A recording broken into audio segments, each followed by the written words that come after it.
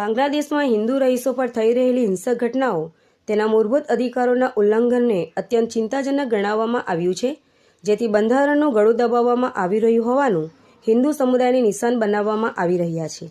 ત્યારે સુરતનો એક જાગૃત યુવાન પ્રિયંક શાહ હિન્દુઓ પર થઈ રહેલી હિંસક ઘટનાને લઈને તેમને વિચાર આવતા તે સુરતથી દાંડી માર્ગ ઉપરથી ગાંધીનગર પદયાત્રા દ્વારા ગુજરાત મુખ્યમંત્રી ભૂપેન્દ્ર પટેલને આવેદન આપવા નીકળ્યો છે।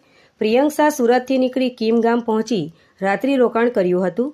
વહેલી સવારે કીમના યુવાનો સાથે વડોલી ગામ સુધી પદયાત્રા કરી અણીતા ગામની વિદ્યાદીપ યુનિવર્સિટીમાં પદયાત્રી પ્રિયંક શાહ કોલેજના યુવાનોને બાંગ્લાદેશમાં હિન્દુ રહીશો પર થઈ રહેલી હિંસક ઘટનાઓની જાણ કરી જાગૃતતા લાવવાનો સંદેશ આપ્યો હતો, જેને લઈને સન્માન સાથે યુવાનોએ પદયાત્રી પ્રિયંક શાહને સહકાર આપ્યો હતો।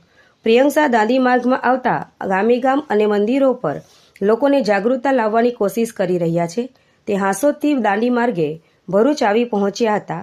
ભરૂચના શંકરાચાર્ય મઠ ખાતે ટૂંકું રોકાણ કર્યું હતું અને સંતો મહંતો સાથે બાંગ્લાદેશમાં હિન્દુ રહીશો પર થઈ રહેલી હિંસક ઘટનાઓની ચિતાર રજૂ કર્યો હતો।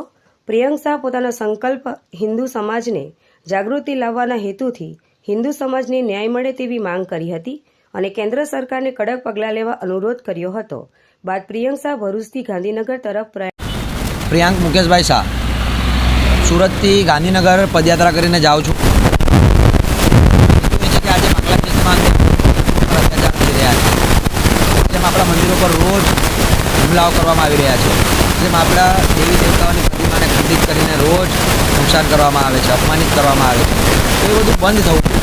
હિન્દુઓ પર અત્યાચાર બંધ થવા જોઈએ। એના માટે ગુજરાતના અંદર સમસ્ત હિન્દુ સમાજ ખુલીને આગળ આવે અને ખુલીને બાંગ્લાદેશ સરકારનો વિરોધ કરે। આજે માનવતા શર્મસાર થઈ ગઈ છે, એટલે હવે બાંગ્લાદેશ સરકાર જાગે એ વિષયને લઈને હું પદયાત્રા કરું છું। ગામડે ગામડે જાઉં છું, દરેક મંદિરોમાં રાત્રિ રોકાણ કરું છું, લોકોને મળું છું, પૂજારીઓને, સંતોને, મહંતોને, વડીલોને મળવાનો એક આગ્રહ રાખ્યો છે।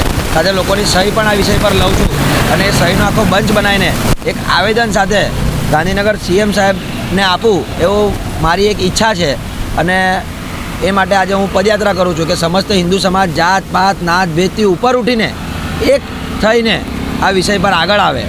એના માટે થઈને હિન્દુ જનજાગૃતિ માટેનું આ કાર્ય પદયાત્રા સ્વરૂપ કરું છું।